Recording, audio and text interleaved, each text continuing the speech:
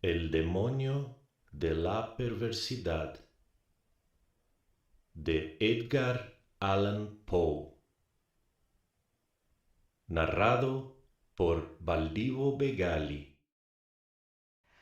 Audiobooks Reserva Cognitiva. Obrigado por visitar o canal. Se você gosta dos nossos audiolivros, por favor curta, comente, compartilhe e se inscreva no canal. Obrigado. Você também pode apoiar o nosso trabalho através de doações via Pix. A chave está na descrição. Para uma imersão superior, utilize fones de ouvido. Aproveite, o audiolivro já vai começar.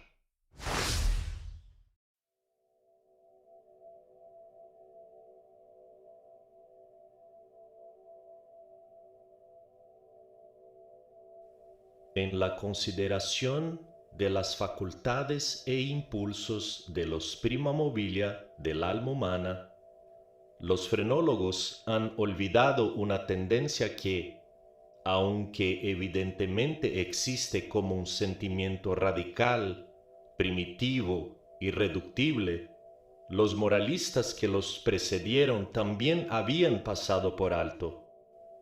Con la perfecta arrogancia de la razón, todos la hemos pasado por alto.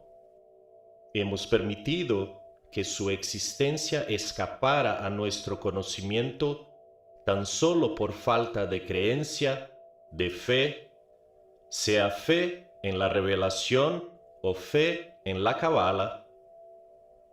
Nunca se nos ha ocurrido pensar en ella simplemente por su gratuidad. No creímos que esa tendencia tuviera necesidad de un impulso. No podíamos percibir su necesidad. No podíamos entender, es decir, aunque la noción de este primum mobile se hubiese introducido por sí misma, no podíamos entender de qué modo era capaz de actuar para mover las cosas humanas ya temporales, ya eternas. No es posible negar que la frenología y en gran medida toda la metafísica han sido elaboradas a priori. El metafísico y el lógico, más que el hombre que piensa o el que observa, se ponen a imaginar designios de Dios, a dictarle propósitos. Habiendo sondeado de esta manera, a gusto, las intenciones de Jehová, construyeron sobre estas intenciones sus innumerables sistemas mentales. En materia de frenología, por ejemplo, hemos determinado, primero, por lo demás era bastante natural hacerlo, que entre los designios de la divindad se contaba el de que el hombre comiera. Asignamos, pues, a éste un órgano de la alimentividad para alimentarse, y este órgano es el acicate con el cual la deidad fuerza al hombre, quieras que no, a comer. En segundo lugar, habiendo decidido que la voluntad de Dios quiere que el hombre propague la especie, descubrimos inmediatamente un órgano de la amatividad. Y lo mismo hicimos con la combatividad, la idealidad, la casualidad, la constructividad, en una palabra, con todos los órganos que representaran una tendencia, un sentimiento moral o una facultad del puro intelecto. Y en este ordenamiento de los principios de la acción humana, los spurzheimistas, con razón o sin ella, en parte o en su totalidad, no han hecho sino seguir en principio los pasos de sus predecesores, deduciendo y estableciendo cada cosa a partir del destino concebido del hombre y tomando como fundamento los propósitos de su Creador. Hubiera sido más prudente, hubiera sido más seguro fundar nuestra clasificación, puesto que debemos hacerla en lo que el hombre habitual u ocasionalmente hace y en lo que siempre hace ocasionalmente, en cambio de fundarla en la hipótesis de lo que Dios pretende obligarle a hacer.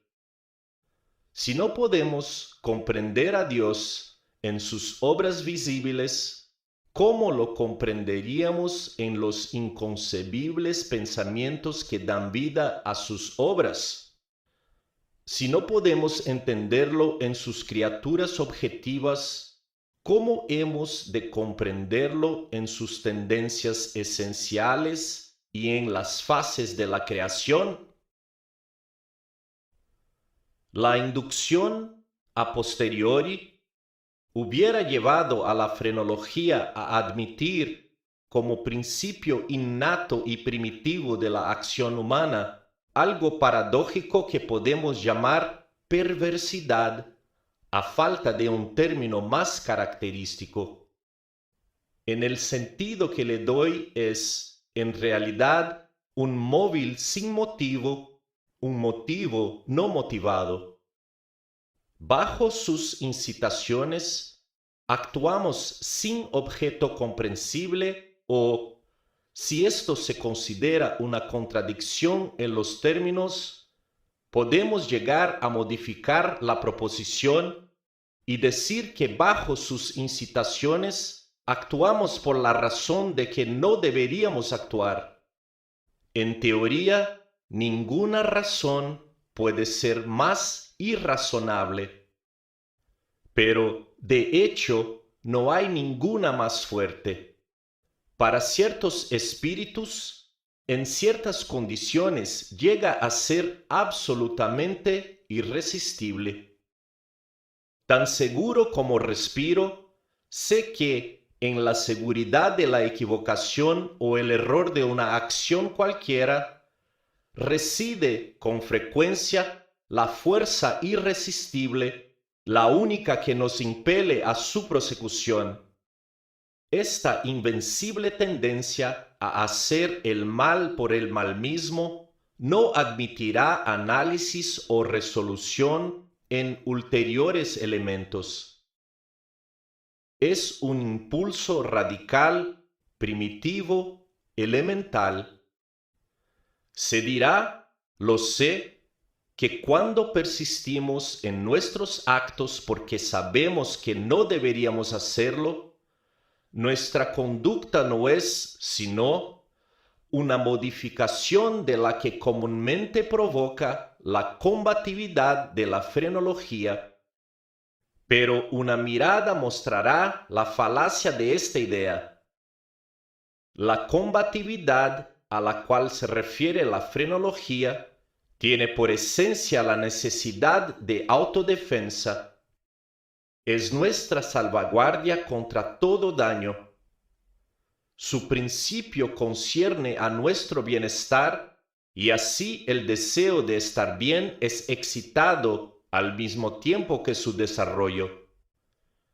Se sigue que el deseo de estar bien debe ser excitado al mismo tiempo por algún principio que será una simple modificación de la combatividad.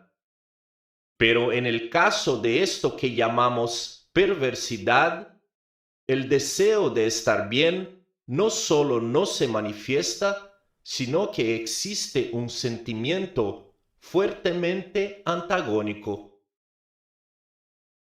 Si se apela al propio corazón, se hallará, después de todo, la mejor réplica a la sofistería que acaba de señalarse. Nadie que consulte con sinceridad su alma y la someta a todas las preguntas, estará dispuesto a negar que esa tendencia es absolutamente radical. No es más incomprensible que característica. No hay hombre viviente a quien, en algún periodo no lo haya atormentado, por ejemplo, un vehemente deseo de torturar a su interlocutor con circunloquios. El que habla advierte el desagrado que causa, tiene toda la intención de agradar. Por lo demás, es breve, preciso y claro. El lenguaje más lacónico y más luminoso lucha por brotar de su boca. Solo con dificultad refrena su curso. Teme y lamenta la cólera de aquel a quien se dirige. Sin embargo, se le ocurre la idea de que puede engendrar esa cólera con ciertos incisos y ciertos paréntesis. Este solo pensamiento es suficiente. El impulso crece hasta el deseo hasta el anhelo hasta una ansia incontrolable y el ansia con gran pesar y mortificación del que habla y desafiando todas las consecuencias, es consentida. Tenemos ante nosotros una tarea que debe ser cumplida velozmente. Sabemos que la demora será ruinosa. La crisis más importante de nuestra vida exige a grandes voces energía y acción inmediatas. Ardemos, nos consumimos de ansiedad por comenzar la tarea y en la anticipación de su magnífico resultado, nuestra alma se enardece. Tiene que ser emprendida hoy y, sin embargo, la dejamos para mañana. ¿Y por qué? No hay respuesta, salvo que sentimos esa actitud perversa, usando la palabra sin comprensión del principio. El día siguiente llega y con él una ansiedad más impaciente por cumplir con nuestro deber, pero con este verdadero aumento de ansiedad llega también un indecible anhelo de postergación realmente espantosa por lo insondable. Este anhelo cobra fuerzas a medida que pasa el tiempo. La última hora para la acción está al alcance de nuestra mano. Nos estremece la violencia del conflicto interior, de lo definido con lo indefinido, de la sustancia con la sombra. Pero si la contienda ha llegado tan lejos, la sombra es la que vence, luchamos en vano. Suena la hora y doblan a muerto por nuestra felicidad. Al mismo tiempo, es el canto del gallo para el fantasma que nos había atemorizado. Vuela, desaparece, somos libres. La antigua energía retorna. Trabajaremos ahora. ¡Ay! Es demasiado tarde. Estamos al borde de un precipicio. Miramos el abismo. Sentimos malestar y vértigo. Nuestro primer impulso es retroceder ante el peligro. Inexplicablemente nos quedamos. En lenta graduación, nuestro malestar y nuestro vértigo se confunden en una nube de sentimientos inefables. Por grados aún más imperceptibles, esta nube cobra forma como el vapor de la botella de donde surgió el genio en las 1001 noches. Pero en esa nube nuestra, al borde del precipicio, adquiere consistencia una forma mucho más terrible que cualquier genio o demonio de leyenda y, sin embargo, es solo un pensamiento, aunque temible, de esos que hielan hasta la médula de los huesos con la feroz delicia de su horror. Es simplemente la idea de lo que serían nuestras sensaciones durante la veloz caída desde semejante altura. Y esta caída, esta fulminante aniquilación, por la simple razón de que implica la más espantosa y la más abominable entre las más espantosas y abominables imágenes de la muerte, y el sufrimiento que jamás se hayan presentado a nuestra imaginación, por esta simple razón la deseamos con más fuerza. Y porque nuestra razón nos aparta violentamente del abismo, por eso nos acercamos a él con más ímpetu. No hay en la naturaleza pasión de una impaciencia tan demoníaca como la del que, estremecido al borde de un precipicio, piensa arrojarse en él. Aceptar por un instante cualquier atisbo de pensamiento significa la perdición inevitable, pues la reflexión no hace sino apremiarnos para que no lo hagamos. Y justamente por eso, digo, no podemos hacerlo. Si no hay allí un brazo amigo que nos detenga, o si fallamos en el súbito esfuerzo de echarnos atrás, nos arrojamos, nos destruimos. Examinemos estas acciones y otras similares. Encontraremos que resultan solo del espíritu de perversidad. Las perpetramos simplemente porque sentimos que no deberíamos hacerlo. Mas acá o más allá de esto no hay principio inteligible. Y podríamos en verdad considerar su perversidad como una instigación directa del demonio si no supiéramos que a veces actúa en fomento del bien.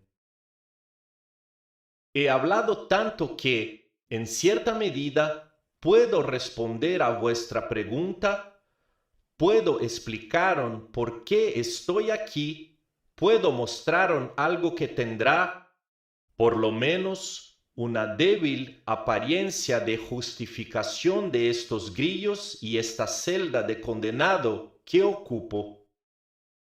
Si no hubiera sido tan prolijo, o no me hubierais comprendido, o, como la chusma, me hubierais considerado loco.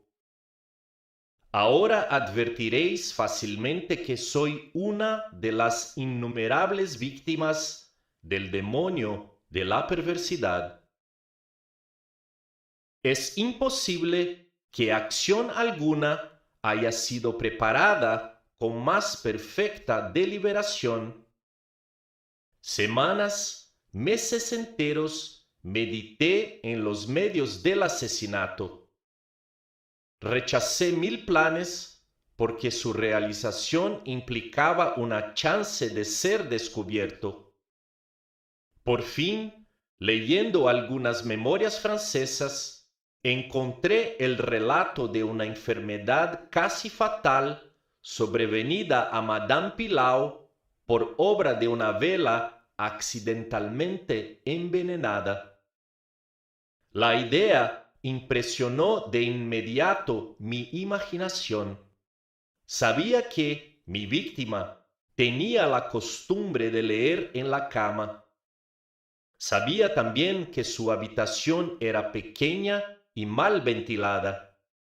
Pero no necesito fatigaros con detalles impertinentes. No necesito describir los fáciles artificios mediante los cuales sustituí en el candelero de su dormitorio la vela que allí encontré por otra de mi fabricación. A la mañana siguiente lo hallaron muerto en su lecho y el veredicto del coronel fue: muerto por la voluntad de Dios. Heredé su fortuna y todo anduvo bien durante varios años. Ni una sola vez cruzó por mi cerebro la idea de ser descubierto. Yo mismo hice desaparecer los restos de la bujía fatal. No dejé huella de una pista por la cual fuera posible acusarme o siquiera hacerme sospechoso del crimen. Es inconcebible el magnífico sentimiento de satisfacción que nacía de mi pecho cuando reflexionaba en mi absoluta seguridad. Durante un periodo muy largo me acostumbré a deleitarme en este sentimiento. Me proporcionaba un placer más real que las ventajas simplemente materiales derivadas de mi crimen. Pero le sucedió, por fin, una época en que el sentimiento agradable llegó, en gradación casi imperceptible, a convertirse en una idea obsesiva, torturante. Torturante por lo obsesiva. Apenas podía librarme de ella por momentos. Es harto común que nos fastidie el oído, o más bien la memoria, el machacón estribillo de una canción vulgar o algunos compases triviales de una ópera. El martirio no sería menor si la canción en sí misma fuera buena o el cría de ópera meritoria. Así es como, al fin, me descubría permanentemente pensando en mi seguridad y repitiendo en voz baja la frase, estoy a salvo. Un día, mientras vagabundeaba por las calles, me sorprendí en el momento de murmurar, casi en voz alta, las palabras acostumbradas. En un acceso de petulancia les di esta nueva forma. Estoy a salvo si no soy lo bastante tonto para confesar abiertamente. No bien pronuncié estas palabras, sentí que un frío de hielo penetraba hasta mi corazón.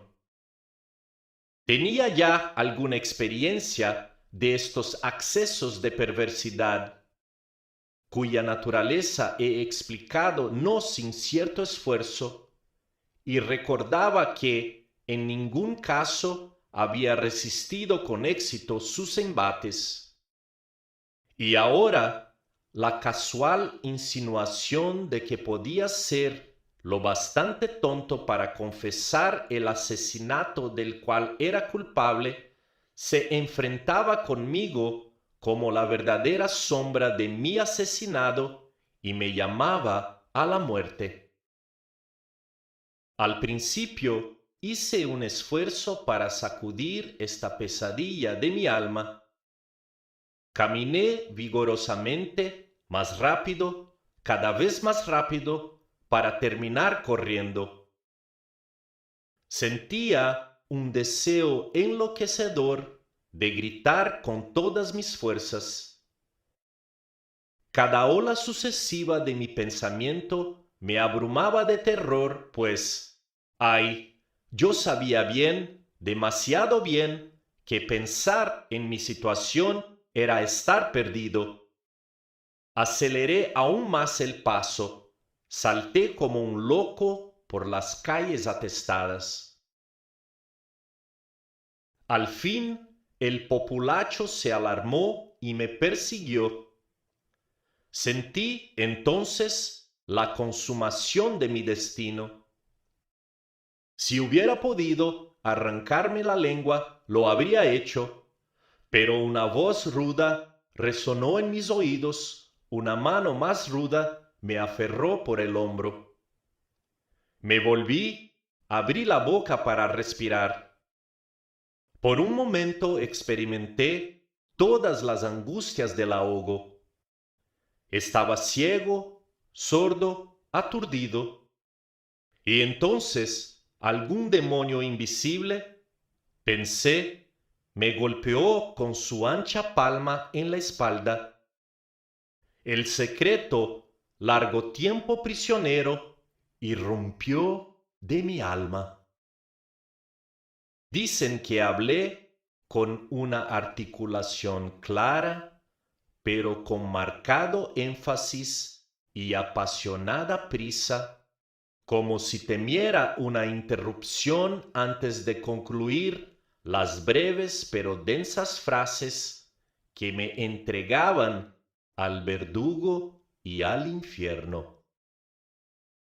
Después de relatar todo lo necesario para la plena acusación judicial, caí por tierra desmayado.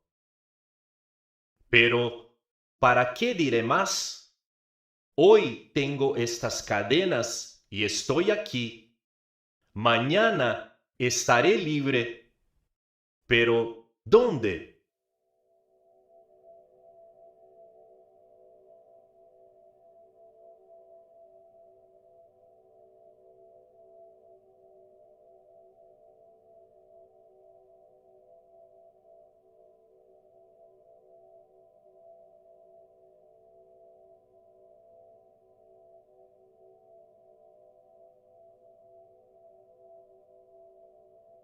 El demonio de la perversidad de Edgar Allan Poe, narrado por Baldivo Begali.